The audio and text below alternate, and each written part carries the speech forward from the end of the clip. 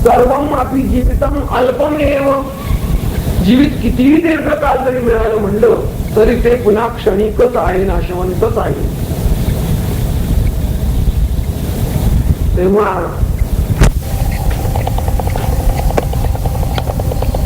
या सगळ्यावर वास्तविक शेवटी तुझीच सत्ता आहे. तेव्हा म्हणजे काय, म्हणजे सगळं नश्वरच आहे, तुझीच सत्ता आहे. म्हणजे ते म्हणतो तू शेवटी हे सगळे घोडे हे काय जे अप्सरा जे काही सांगतोय हे एक ना एक दिवस राहणार नाहीये, हे काही कायमचं मला मिळणार नाही. तेव्हा हे तुझं तुला लाभ हो. ज्यावेळी त्या व्यक्तीने त्याला असं म्हणलं की आता निष्फळ प्रश्न तू कशाला विचारतो, म्हणजे मागच्या मंत्रात म्हणलेला आहे नचिकेताला. असं म्हटल्याबरोबर इतका वेळ जी विविध प्रलोभनं दाखवली गेली होती त्या प्रलोभनामध्ये सुद्धा जो अत्यंत स्थिर आणि शांत चित्त असलेला असा नचिकेता मात्र आता बोलू लागला की माझा प्रश्न हा निष्फळ नाही, विफळ नाही. त्याच्यामध्ये काहीही क्षुद्धता जरी त्याच्या चित्तात निर्माण झाली नसली, चरित्र झाली नसली तरी सुद्धा त्यानं आता आपल्या धीर गंभीर वाणीमध्ये या यमधर्मांना त्या भोग्य वस्तूंचं अशाश्वतपण सांगायला सुरुवात केली. आणि शिवाय त्या यमानं देऊ केलेलं जे काही होतं ते तो म्हणतो की तुलाच अर्पण हो असं अर्पण करून टाकलेलं आहे आणि स्वतः निर्लेप राहिलेला आहे. तो काय म्हणतो, हे मृत्यू तू देऊ केले त्या भोग्य वस्तू अनित्य आहे, आज आहेत तर उद्या नाही आणि क्षणिक आणि नाशवंत आहे. तेव्हा त्या नष्ट होतानाच काय करतात, आपल्या बरोबर आमच्याही इंद्रियांचं तेज घेऊन जातात. तेव्हा त्या अप्सरांच्या उपभोगाने मनुष्याची इंद्रिय दुर्बल होतात. म्हणून इतकंच काय, त्याची प्रज्ञा, त्याचं वीर्य, तेज, धर्म, यश हे सगळं क्षीण होतं.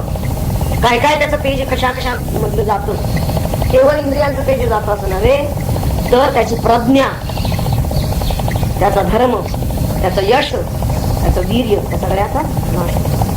पण दीर्घायुष्य जरी तू दिलंस तरी एक दिवस शेवटी आम्ही संपणार.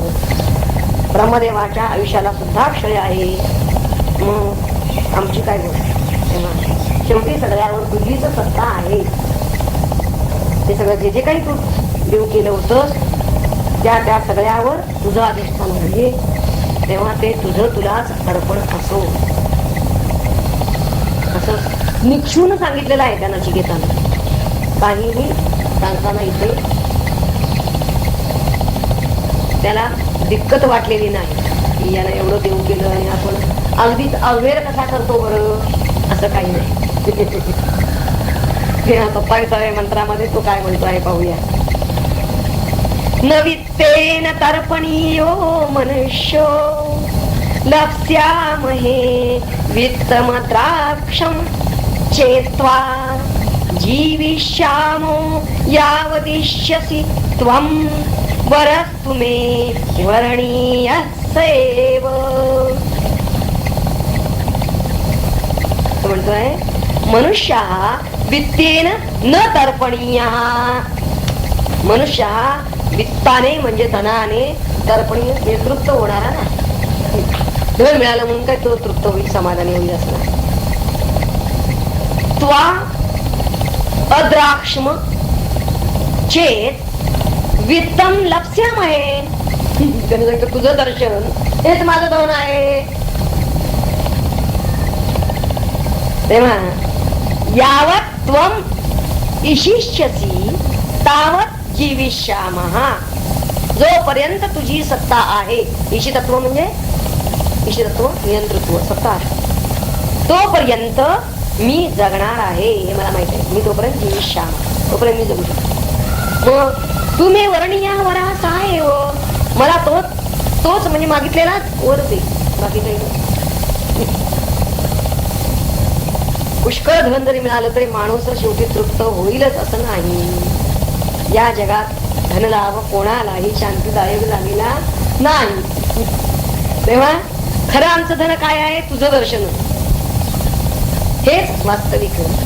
कारण सद्गुरू असे भाग्यानं भेटत असतात की जे आपल्याला आत्मलाभ करून देतील असे सद्गुरू भाग्यानं भेटतात. तेव्हा असे सद्गुरू भेटल्यानंतर त्यांचं दर्शन हेच खरं धन आहे. तुझी सत्ता जोपर्यंत आहे तोपर्यंत मी जगणारच आहे हे मला नक्की माहित आहे. तेव्हा ज्या वरानं मी हे आत्मज्ञान आत्मविज्ञान मागितलेलं आहे तोच वर तू मला दे. या त्याच्या म्हणण्यामध्ये नचिकेताच्या किती ठामपणा आहे ते पहा. आणि त्यानं निश्चितपणे सांगितलेलं आहे की धनाची नाशवंतता किती आहे.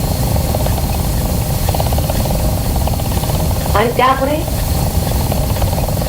ह्या आत्मविज्ञानाला अक्षयत्व किती आहे हेही तुम्ही त्यांना दाखवायला दाखवून द्यायचं. तेव्हा पुढचा हा एक घेऊया मला वाटतंय 28वा. खरं तर 28 आणि 29 दोनच आहेत तेवढी घेऊया आपण म्हणजे ती प्रथमावल्ली पूर्ण आपली होईल. अजीर्यतामृतानुपेत्य नामुपेत्य जीर्यन्मर्त्य क्वधस्थ प्रजानन् अधिध्यायन् वर्णरति प्रमोदान् अतिदीर्घे जीविते को रमेत. तो म्हणतोय अजीर्यताम अमृतानाम उपेत्य. अमृतमयी अशी ही ब्रह्मविद्या या प्राप्तीमध्ये आपण कसे आहात. आपण अमृतानाम म्हणजे अमर झाला आहात. तेव्हा प्रजानन आणि कसे आहात तुम्ही वास्तविक हे जाणणारे की याबद्दलच जी गोष्टी आहेत त्या आपणच जाणता आहात. जीर्यन मर्त्या क्वधस्था.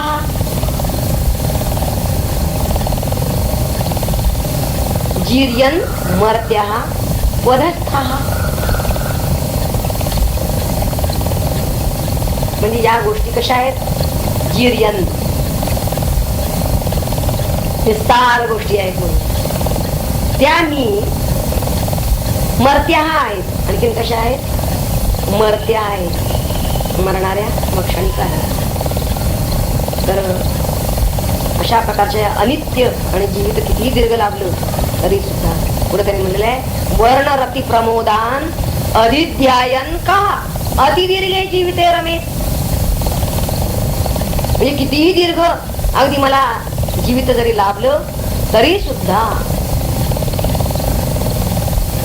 कोणता विवेकी मनुष्य अधिध्यायन ज्यानं खरं अध्ययन केलेलं आहे ज्याला विवेक माहिती आहे तो कोणता विवेकी त्यामध्ये रमेत त्या जीविते त्यामध्ये रमून जाईल. कोणत्या ह्याच्यामध्ये तर ज्या निस्तार गोष्टी आहेत त्यांनी आपल्या जवळ त्यांनी म्हणले की मी कशा मागू बरंच. कारण वर्ण रती प्रमोदान म्हणजे वर्ण म्हणजे रूप लावण्य रती रतिविलास आणि प्रमोदान म्हणजे त्यांचं त्या प्रमोदांचं सहवास होत. हे किती काळ असतं ते आपण मला सांगा बरं. का किती काळ टिकणार असतं. मग असं जे अनित्य आहे अशा प्रकारचं अनित्य जीवित मग ते कितीही दीर्घ मिळालं असलं तरी ते मी तुमच्याकडे कसं काय मागू बरं. त्यामध्ये मी ज्याला विवेक आहे तो मनुष्य कसा काय त्यात रमेल असं विचारलं. तो रममाण कसा होईल.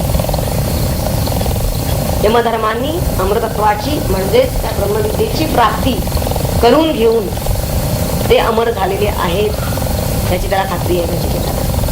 आणि अशा गुरूंचं दर्शन आपल्याला झालेलं आहे हे नचिकेता लक्षात आल्यामुळे तो नचिकेता त्यांच्याकडे त्या अमृतत्वाचीच मागणी करतो आहे. मनुष्य हा कसा आहे मर्त्य आहे नश्वर आहे आणि हे तो म्हणतो मला माहित आहे. तेव्हा सर्व जे भोग्य वस्तू आहेत त्या भोग्य वस्तूंचं नश्वरपण मागील सर्व मंत्रांमध्ये त्यानं सांगितलंच आहे. शिवाय ते सगळं माहित असून सुद्धा तो या अनित्य गोष्टीची, तो म्हणतो की नित्याची प्राप्ती ज्या गुरुला झालेली आहे त्याच्याकडून अनित्य गोष्टींची मागणी कशासाठी करा. ज्यांना शाश्वत गवसलेला आहे त्यांच्याकडे आपण शाश्वत मागणं हेच आपल्याला कल्याण नाही. त्यांच्याकडून अनित्य घेणं व शाश्वत गोष्टी मागत बसणं म्हणजे मोठ्या लाभाला मोकल्यासारखं. वदास्था इथे क्व तदास्था असाही पाठ आहे. क्व तदास्था हे भोग्य वस्तूंचं नश्वरत्व त्याला कळत असताना सुद्धा त्या मागण्याचा अविवेक तो म्हणतो मी करणार नाही. त्यामध्ये मला आस्था अजिबात वाटत नाही. नरमेध इथं नचिकेताचं विवेक आणि वैराग्य आपल्याला दिसून येतं. भोग्य वस्तूंचं त्याचं नश्वरपण त्यानं सांगितलेलंच आहे. आणि पुन्हा या प्रलोभनांच्या मध्ये सुद्धा त्यांचं क्षणिकत्व जाणून त्यानं कोणताही विवेकी मनुष्य दीर्घकाल जरी ह्या गोष्टी प्राप्त झाल्या तरी त्यामध्ये रमत नाही हेही त्यानं सांगितलेलं आहे. रमत नाही हे सांगितलेलं आहे. इतकंच काय, उलट तो मृत्यूलाच असा प्रश्न विचारतो आहे की कोणता विवेकी या अनित्य प्रलोभनामध्ये गुंतून जाईल, रमून जाईल असा प्रश्न विचार. या प्रश्नालंकारामध्ये त्याला असं गृहीत आहे आणि त्यातून त्यानं हे विनंती केलेलं आहे की मी विवेकी आहे आणि मी यात रमणारा नव्हे. माझ्याकडून तशी तुम्ही अपेक्षा करू नका. अंतिम या प्रथमवल्लीतला एक शेवटचा मंत्र आहे 29वा. यस्मिन्निदं विचिकित्सन्ति मृत्यो यत्साम्पराये महति ब्रूहि नः तत् योऽयं वरो गूढमनुप्रविष्टो नान्यं तस्मान्नचिकेता वृणीते. हे मृत्यो यस्मिन् इदं विचिकित्सन्ति. हे मृत्यू विद्वानांनाही जे संशयितच ज्ञानाकलनीयच राहिलं आणि महती सांपराये, महती सांपराये यात तत् नहाब्रुई, नहा म्हणजे तो आम्हाला सांग. आणि जे याच्या योगे पारलौकिक कल्याण साधेल, महती सांपराये आमचं पारलौकिक कल्याण होईल, परम कल्याण होईल तेच तो आम्हाला सांगून. या अयम गूढम अनुप्रविष्टा वराहा. त्या गूढ आणि अप्राप्य अशा आज्ञाबद्दलचा, त्या आज्ञाविषयीच्या वराशिवाय तो म्हणतो तस्मात अन्यम नचिकेता न गुणते. या नचिकेताला दुसरं, हा नचिकेता दुसरं त्याहून अन्य काहीही मागत नाही. आता मात्र हे अगदी दगडावरची रेग झाली त्याची. तो म्हणतो हे मृत्यू तुच्छ भोगांचा मला लोभ दाखवण्याचं तू आता थांबव आणि आता मी मागितलेलं आत्मज्ञानच मला तू सांग. मरणसमयी जो असतो वा नसतो अशी ज्याच्याविषयी विद्वानांनाही शंका असते आणि ज्याच्या लाभाने मानवाचे पारलौकिक कल्याण होते, आपलं आत्मकल्याण ज्यामुळे साधतो त्या आत्म्याचा कृपा करून तू मला बोध करून दे. इतकंच काय, पण या आत्म्याबद्दलचं गूढ आणि गहन असं हे ज्ञान आणि जे अप्राप्य आहे त्याशिवाय त्याखेरीज मला हा नचिकेता म्हणतो की मला अन्य काहीही नको. अविवेकान्यात अविवेकी जे असतात त्यांनाच फक्त या सगळ्याची भुरळ पडते. कशाची? तू जे जे काही प्रलोभन दाखवलं त्याची. जे अविवेकी असतात त्यांना याची भुरळ पडते, मला यातलं काहीही नको. त्याच्या उद्गारामध्ये ठामपणा कसा आहे, त्याचा निश्चय आहे आत्मज्ञानाबद्दलचा आणि स्पष्टपणे त्यानं या ठिकाणी आपल्या या आत्मजिज्ञासेची याचना यमापुढे केलेली आहे. आता ह्या आतापर्यंत आपण पाहिलेल्या सर्व मंत्रावरचं सारभूत आपल्याला त्यातून काय नचिकेताचं व्यक्तिमत्व दिसून आलेलं आहे आणि आपल्याला ते किती मार्गदर्शक आहे तेवढं जरा बातमीत आपण पाहणार. हा नचिकेता मुळात इंद्रिय सुखाविषयी पूर्ण निरासक्त झालेला आहे आणि म्हणूनच त्यानं आपले जे विचार तिथं यमापुढे मांडलेले आहे. मुळातलं त्याचं वैराग्य हे विवेकावर अधिष्ठित आहे हे लक्षात घ्यायला. म्हणजेच ते आंधळ नाहीये, डोळस आहे. आत्माच एक सत्य आहे. मुख्य पहिला निश्चय पक्का काय पाहिजे आपला, की आत्माच एक सत्य आहे. तोच आनंद निधान आहे. आनंद दुसरीकडे कुठे विषयात आहे असं वाटता कामा नये. तर आनंदाचा ठेवा एक आत्माच आहे. इतर सर्व भोग हे क्षणभंगुर आहेत. त्याची ठाम मत नचिकेताची काय आहेत की जी आपलीही व्हायला हवी, ते आपण पाहणार आहोत. तेव्हा जे भोग मुळातच क्षणभंगुर आहेत त्यांचा त्याग करून आत्मलाभच करून घ्यावा अशी उत्कट इच्छा नचिकेताची आहे आणि तशी आपली असायला हवी. त्याच्या ठिकाणचं जे वैराग्य आहे ते अत्यंत निर्मल आहे आणि ते सदैव स्फुरतो आहे. त्याच्या अंतर्गत वयानं जरी तो बाल असला तरी सुद्धा त्याची बुद्धी बाल नाही, तर त्याची प्रज्ञा परिणत आहे. किंबहुना त्याचा स्वतःबद्दल तो पूर्णतः सदैव जागृत आहे. विवेकाचं तेज त्याच्या बुद्धीला आहे आणि परिमित विषयांबद्दल, विषय वस्तूंबद्दल मुळातच त्या वस्तू, विषय वस्तू परिमित असतात म्हणून त्यांना शाश्वत मूल्य नसतं. त्या नाशवंत असतात, त्या टिकाऊ नसतात हे त्याला माहित आहे. त्याच्या बुद्धीनं काय काय समजून घेतलेलं आहे, कोणती सुजाण आहे त्याला, हे लक्षात घ्यायला पाहिजे. त्याची मृत्यू जिज्ञासा जी आहे ती वास्तविक काय आहे, खरी तर ती आत्मजिज्ञासा आहे. म्हणजे आधी आपल्याला त्या नचिकेताचा प्रश्न काय आहे तो नीट कळला पाहिजे. म्हणजे मग त्यांनी उत्तर जे दिलेलं आहे पुढं दुसऱ्या वल्लीमध्ये यमधर्मांनी, त्या उत्तराचा खरा लाभ आपल्याला त्याच वेळी होईल. प्रश्न कळला असेल तर. तेव्हा नचिकेताच्या म्हणण्याप्रमाणे अशाश्वत स्वरूपाच्या आनंदामध्ये जीवन वेचणारे जे लोक असतात त्यांना ईश्वर दर्शन झालेलं नसतं. विवेक, वैराग्य, मुक्ती आणि याचं फल म्हणून मिळणारी अमरता ही एका बाजूला आहे. म्हणजे इथं कसं उभं केलेलं आहे उपनिषदकाराने आपल्या डोळ्याकडे चित्र, ते पहा. त्या नचिकेताच्या रूपाने त्यांनी विवेक, वैराग्य किंबहुना मुक्ती आणि याचं फलस्वरूप म्हणून अमरता ही एका बाजूला त्यांनी उभी केलेली आहे. आणि दुसऱ्या बाजूला ते वित्त, धनसंपदा आणि त्याच्या उपभोगानं येणारी शारीरिक क्षीणता ही दुसऱ्या बाजूला ते उभी करतात. आणि या दोहोंमधून कोणताही शहाणा मनुष्य काय निवडेल तर अमरताच निवडेल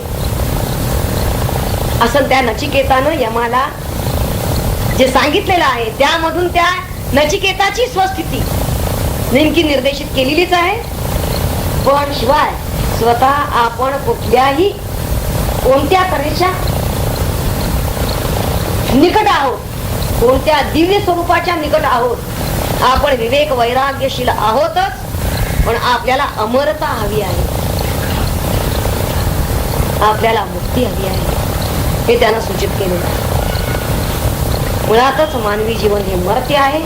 नुसतंच मर्त्य नाही तर ते दुःखावह आहे हेही त्यानं यातून सांगितलेलं आहे. कारण जरा, व्याधी अशी काही मूर्त जी दुःख आहेत त्या दुःखांच्या मुखात राहून त्यानं स्पष्ट उल्लेख केलेला आहे की हे भोग घेतल्यानंतर त्याच्या काय होतं, त्याची इंद्रिय क्षीण होतात, त्याला व्याधी लागतात, त्याला जरा म्हणजे म्हातारपण लवकर येतं.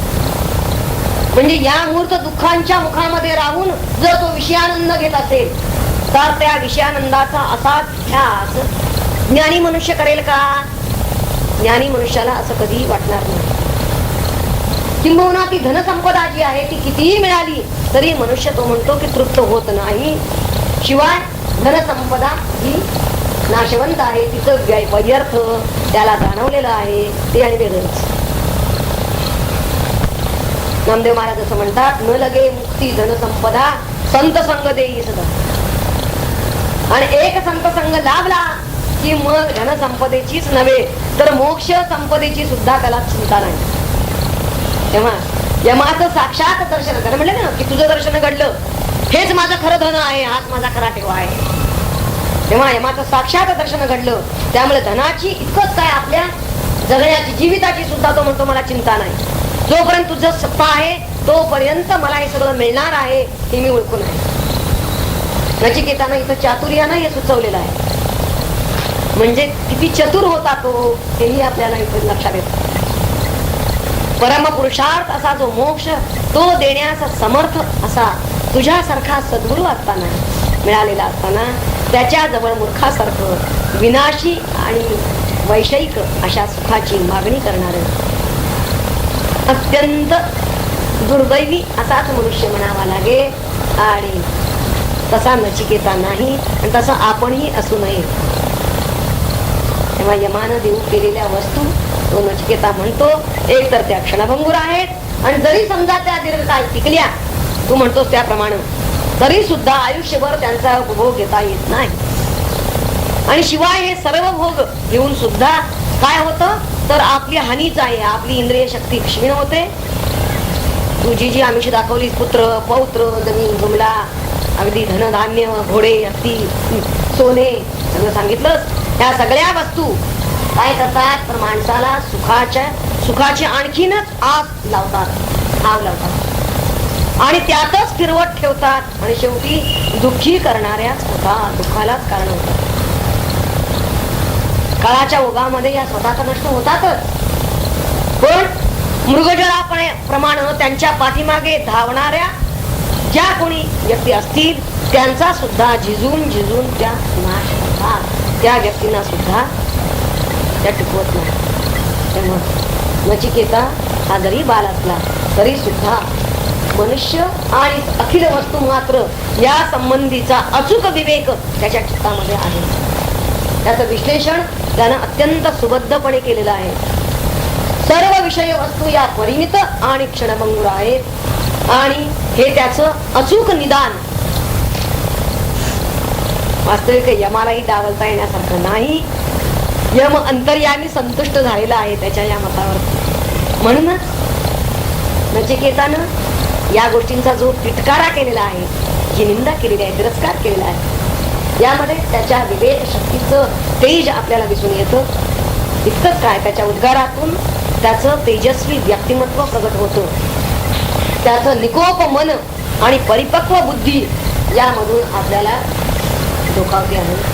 आणि विषयानंदातच समाधान मानणाऱ्या लोकांचा त्यानं धिक्कारही व्यक्त केलेला आहे आपल्या उद्गारातून. नचिकेता म्हणतो की अक्षय आणि अमर्त्य अशा मृत्यूदेवाच्या सहवासात आल्यानंतर कोणालाही नाशवंत आणि क्षय पावणाऱ्या सुखाबद्दल आकर्षण आसक्ती ही वाटणारच नाही. किती चातुर्यानं बोललेला आहे पहा. तो म्हणतो या दिव्य तत्वाशी आपण वास्तविक त्या दिव्यत्वाशी आसक्त व्हायला पाहिजे. आणि त्या दिव्यत्वाशी आपण आसक्त होणं याचाच अर्थ जे अदिव्य आहे, जे प्राकृत आहे, जे नाशवंत आहे त्याच्यापासून दूर होणं, त्याच्यापासून बाजूला होणं, त्याचा त्याग करणं. थोडक्यात तो आत्मजागृत झालेला आहे आणि आपल्यालाही तो सांगतोय की जागृत व्हा. मग याचा अर्थच स्वप्नातून सुटा. सरळ सांगितलंय त्यानं. नचिकेता असा आत्मजागृत झालेला आहे. किंबहुना तो आपल्याला सर्वांना आत्मजागृत होण्याचा संदेश देतो आहे त्या मंत्रांमधून.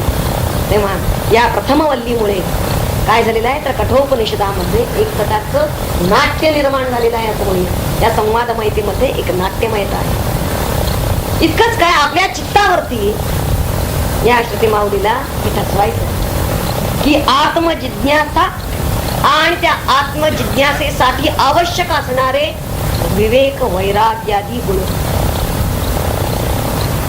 नचिकेताच्या रूपानं एक अविस्मरणीय चित्र त्याने आपल्याकडे आपल्या मनावर बिंबवण्याचा प्रयत्न केलेला आहे. सत्याची अनुभूती जर आपल्याला हवी असेल तर त्यासाठी विवेक वैराग्यादी गुण आपल्या मध्ये अंगीभूत असणं आवश्यक आहे. हेच श्रुती माऊलीला यातून सांगायचं आहे या प्रथम तर यानंतर आपण वरदानंद प्राप्तीची संपूर्ण टीका वाचणार आहोत.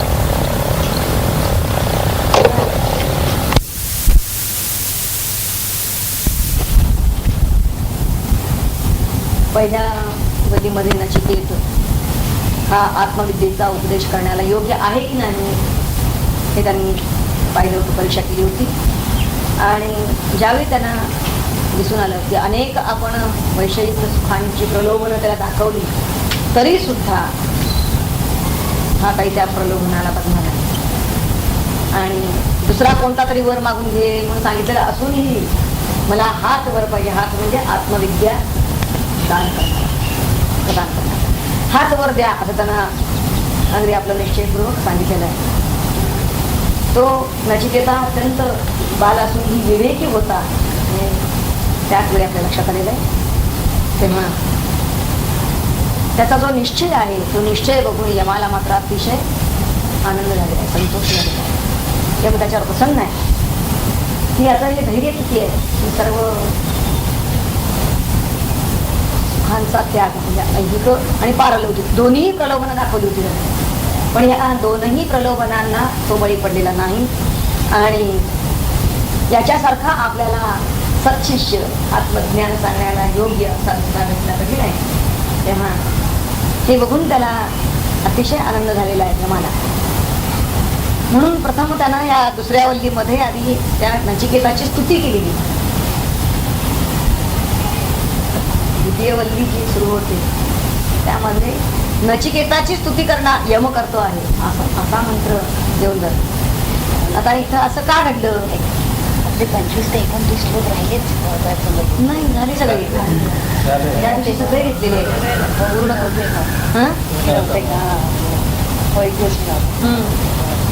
शेवटच्या दिवशी नव्हता.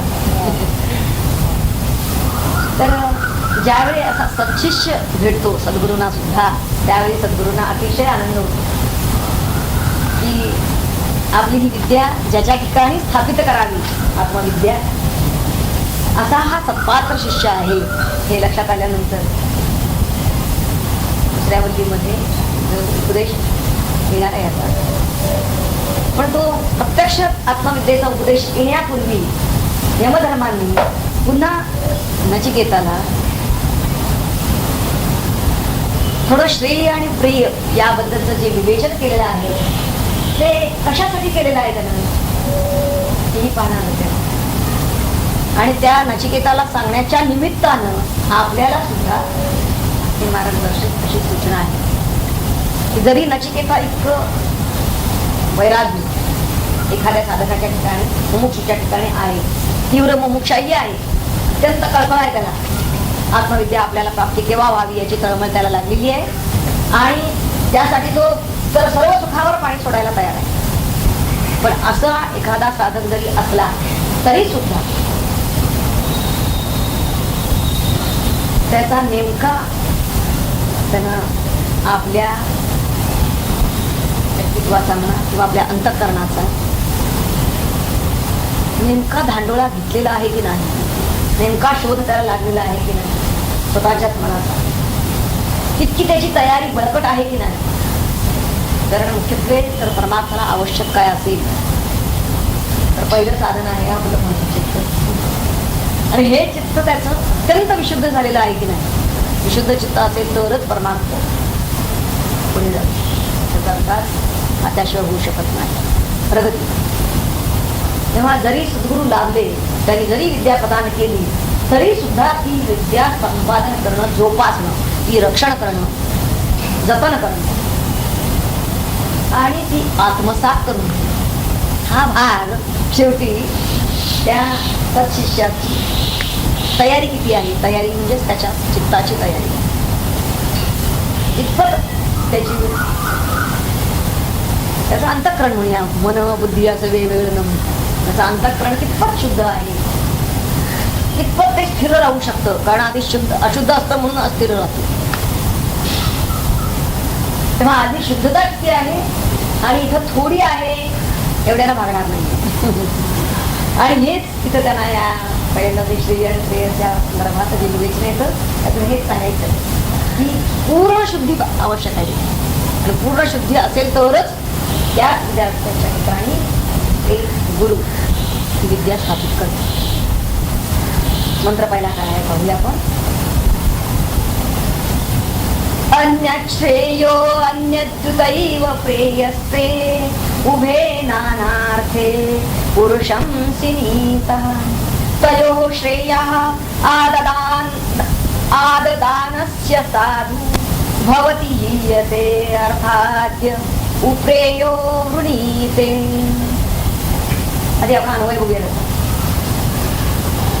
श्रेयः अन्यत् प्रेयः उत अन्यत् एव. श्रेय आणि प्रेय हे वेगवेगळे आहेत हे त्यांना सांगायचं. ते उभे नानार्थे पुरुषं सिनीतः तयोः श्रेयः आददानस्य साधुः भवति. यः उप्रेयः वृणीते सः अर्थात हीयते. हीयते त्यापासून तो च्युत होतो, कष्ट होतो. अर्थ काय बघूया प्रत्येक आपल्या पदांचा. श्रेया म्हणजे निश्रेयस, ते अन्यत म्हणजे निराळे आहे. आणि प्रिया म्हणजे प्रियतर, अभ्युदय हेही अन्यत एव म्हणजे निराळेच आहे. ते उभे नानार्थी ही दोन्ही की ज्यांची प्रयोजन भिन्न भिन्न आहेत. नानार्थी त्यांचे अर्थ नाना आहेत. अर्थ म्हणजे प्रयोजन अशी आहे. तेव्हा ती पुरुषम सिनीतः ती वर्णाश्रमादी विशिष्ट पुरुषाला बद्ध करतात. सिनीतः तयो श्रेयः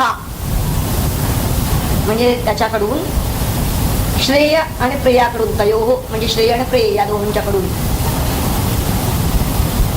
तो पुरुषम म्हणजे तो पुरुष आददानस्य साधू भवती आत्मकर्तव्यतेनं तो प्रेरित होतो.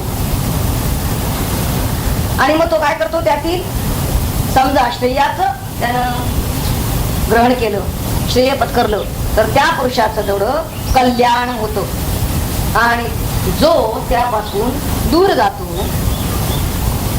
किंवा जो असा अदूरदर्शी आहे म्हणजे असा जो कोणी असेल की जो प्रेयाचं ग्रहण करतो, प्रेयः वृणीते असा जो आहे तो अर्थात हीयते. अर्थ परमपुरुषार्थ, खरा अर्थ म्हणजे हा परमार्थ आहे. तर त्या परमार्थापासून तो च्युत होतो किंवा परमपुरुषार्थापासून च्युत होतो. तेव्हा या श्रेय आणि प्रेय यामधील, या दोहोमधील जे हवे ते त्यानं ग्रहण करणं हे प्रत्येक व्यक्तीच्या पुरुषाच्या स्वाधीन आहे. व्यवहारामध्ये श्रेयाला सोडून साधारणतः आपल्याला काय दिसतं की प्रेयच ग्रहण केलं जातं. आणि असं यामध्ये असं का केलं जातं असं जर काही विचारलं तर त्यासाठी पुढील मंत्रामध्ये त्यांनी त्याचं स्पष्टीकरण अधिक केलेलं आहे. असं का होतं पण आता आधी या मंत्रामध्ये काय म्हणतात ते आधी आपल्याला पाहिजे. या मंत्रामध्ये श्रेय या शब्दाचा अर्थ आहे मोक्ष, निश्रेयस म्हणतो आपण मोक्ष. आणि प्रेय म्हणजेच अभ्युदय याचा अर्थ वैषयिक सुख प्राप्त. आणि हे फल त्याचं हे वेगवेगळं आहे. तेव्हा त्याची साधनं सुद्धा वेगवेगळी आहेत. निश्रेयस कशाने मिळेल, विद्येने मिळेल. आणि अभ्युदय प्रेय कशाने मिळेल, कर्मानं ते मिळेल. म्हणजे त्याची साधनं भिन्न आहेत, तसंच फलही भिन्न आहे. त्याचं एकंदर स्वरूपच भिन्न आहे. नानार्थे म्हणजे दोन्हींचही साधन फल स्वरूप सगळं वेगवेगळं आहे. अर्थ या शब्दाचा प्रयोजन आताही घेतलेलं आहे. तेव्हा असं जरी असलं तरी सुद्धा जो वर्णाश्रम विशिष्ट असा अधिकारी पुरुष असेल, शास्त्रसंमत बोललेला आहे, त्यामुळं पुरुष हा शब्द जरी नुसता आलेला असला मंत्रामध्ये तरी त्याला गृहीत धरलेला आहे. की जो वर्णाश्रम विशिष्ट अधिकारी पुरुष, म्हणजे त्या वर्णाच्या त्या आश्रमाच्या अनुरोधानं त्याचा जसा अधिकार असतील त्यानुसार, तर तो पुरुष ह्या मधील एक या उभयविध कर्तव्यामध्ये तो एकच आहे तो पुरुष. तेव्हा त्यानं ह्या दोनही गोष्टी त्या एकट्यानं मी ग्रहण करतो, मी घेतो. म्हणजे मला श्रेयही हवं, मला प्रेयही हवं, असं जर तो समजायला लागला, म्हणायला लागला, तर इथं त्यांनी सांगितलं आहे की तसं शक्य नाही. की वास्तविक या दोन्ही गोष्टी त्याला बंद करणाऱ्या, म्हणजे या दोहोंचंही त्यानं अनुष्ठान जरी केलं तरी सुद्धा दोन्ही साधनं ही मुळातच यांची श्रेय आणि प्रिय यांची साधनं विद्या अविद्या अशा स्वरूपाची आहे. त्यांचं स्वरूप कसं आहे? श्रेयाचं स्वरूप आहे विद्या आणि प्रियाचं स्वरूप आहे अविद्या. त्यामुळं मुळातच विद्या आणि अविद्या यामध्ये विरोध आहे आणि तोच विरोध या श्रेय आणि प्रियमध्येही आहे.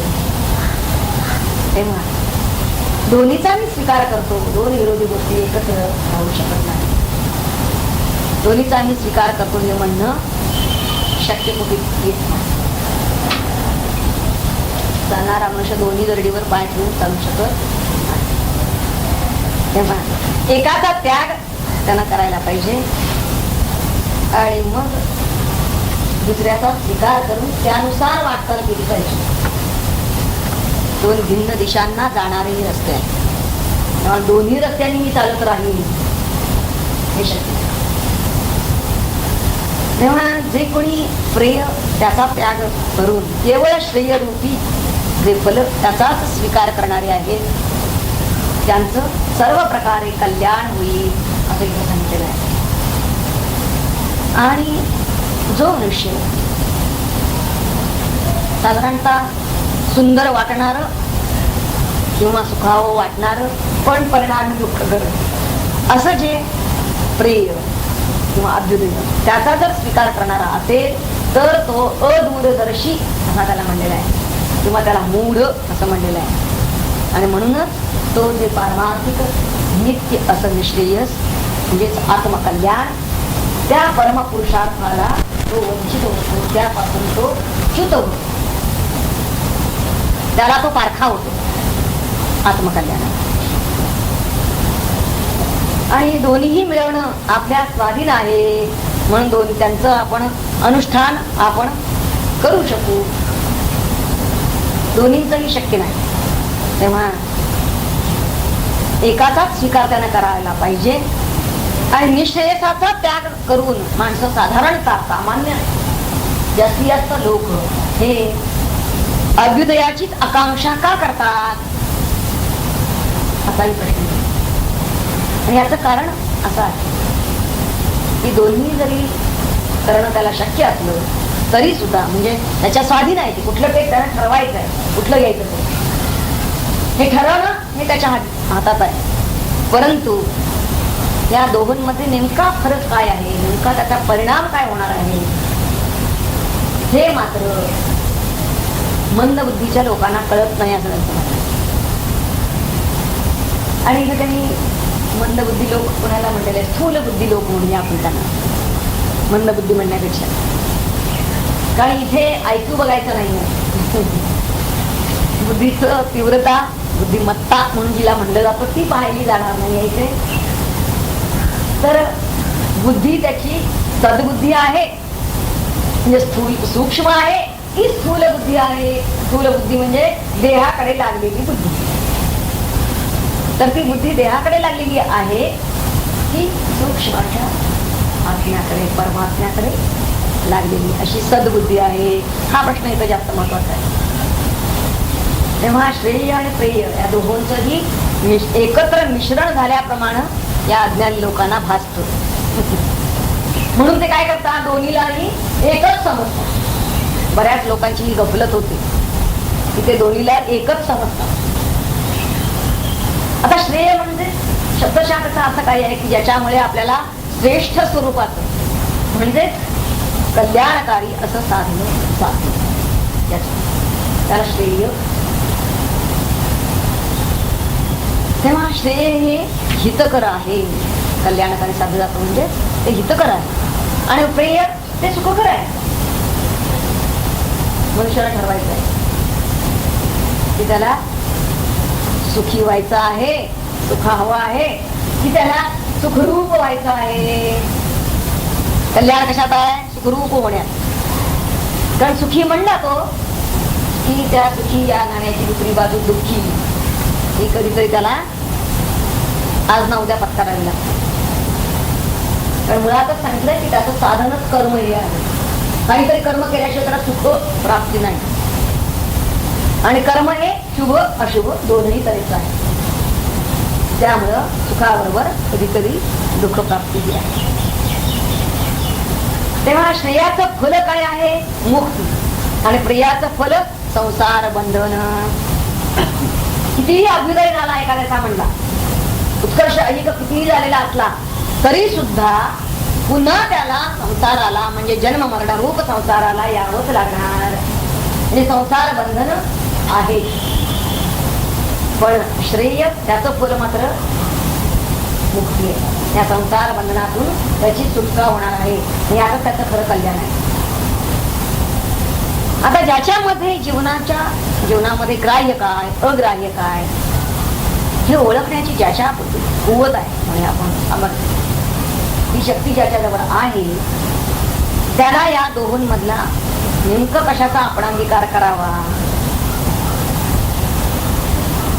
अर्थात ज्याला भोगाचं आकर्षण आहे तो मनुष्य निश्चितपणे प्रियाची निवड करेल. आणि ज्याला त्या भोगांचं वैयर्थ जाणवलेलं आहे, मिथ्यात्व जाणवलेलं आहे, क्षणिकत्व जाणवलेलं आहे, तो मात्र निश्चितपणे श्रेयाची प्रार्थना. कारण त्याला सत्याची आस लागलेली आहे, मुमुक्षा म्हणलेली आहे आपण. आणि मुमुक्षा त्याच्या ठिकाणी अत्यंत तीव्र आहे. इतकंच काय त्याला अमृतत्वाची इच्छा आहे म्हणूया.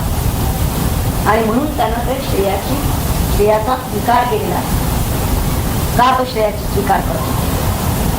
आणि त्या भोगांचं मिथ्यात्व त्याला कळलेलं आहे आणि सत्यत्व कशात आहे हे त्याला पाहिजे.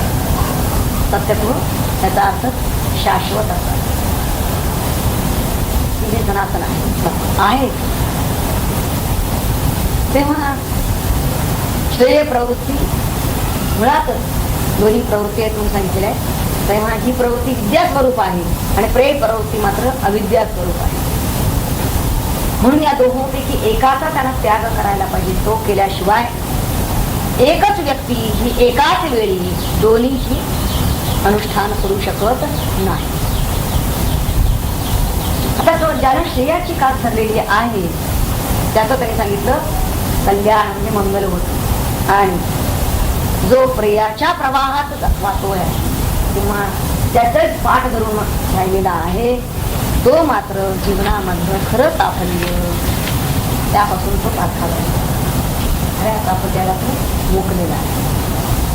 म्हणून त्यांनी म्हणलेल्या शेवटी की अर्थात खऱ्या अर्थापासून, खरा अर्थ म्हणजे परमार्थ, त्यापासून तो वंचित झाला. तेव्हा श्रेयानं आत्मप्राप्तीचं हित साधलेलं आहे. कशात हित साधलं? कोणतं कल्याण? आत्मप्राप्ती हेच कल्याण. पण प्रेय जे आहे ते मात्र ध्येय भोगासाठीच आहे. म्हणजे देहाला धरून असणाऱ्या सर्व गोष्टी त्यामध्ये येतील. आणि श्रेय हे आत्मज्ञान रूप आहे, तर प्रिय हे धनादी वैभव रूप आहे. त्यामध्ये इतर सर्व गोष्टी आहेत. आता प्रश्न असा येतो की आम्ही स्वदेहाच्या पोषणा करता किंवा आमच्यावर अवलंबून असणाऱ्या म्हणजे आम्हाला जे आपले वाटतात त्या लोकांच्या सुखाकरता त्यांना जे जे काही अनुकूल वाटेल ते जर आम्ही करायला लागलो, इतकंच काय रात्रंदिवस तेच करत राहिलो असं म्हणून सर्वसामान्य सगळ्या लोकांची जर प्रवृत्ती पाहिली तर ते आपल्या स्वसुखासाठी, तिथं स्वसुख म्हणजे देहन देहाला धरून असणारं सुख असं मानलं जातं. आणि आपल्याला जे अनुकूल वाटतील, आपले वाटतील त्या लोकांचं सुख, यासाठी ते रात्रंदिवस अहोरात्र त्याच प्रयत्नात आहे की जास्तीत जास्त सुख कसं मिळेल. कितीही जरी अशा पर्यंत त्यांनी प्रयत्न केले तरी सुद्धा ते अनित्य वस्तूच्याच पाठीमागे लागलेले असतात आणि त्यामुळे ते आत्मज्ञानापासून पूर्णतः दूर असतात. आत्मज्ञानाला त्यांना फुरसतच नसते म्हणून या सगळ्या व्यवहाराच्या धामधुमी त्यांना बरं वाटावं म्हणून काही केलं, त्यांना बरं वाटावं म्हणून काही केलं आणि असं करता करता करता या तिथ्या जंजाळातून आयुष्य केव्हा संपून जातं हे पत्ताही लागत नाही. म्हणून जो विवेकी असतो तो मात्र श्रेय प्राप्तीसाठी प्रयत्नशील राहतो. प्रयत्नशील असणार, शील म्हणजे स्वभाव. खटाटोप सगळा कशासाठी करतो आहे तर श्रेय प्राप्ती, आणि त्याचा कसा आहे खटाटोप सुखप्राप्तीसाठी, श्रेय प्राप्ती. म्हणून त्याला त्यांनी मूर्ख किंवा मूढ किंवा अदूरदर्शी असं म्हणलेलं आहे. प्रियाकडे लागलेला जो आहे तेव्हा विवेक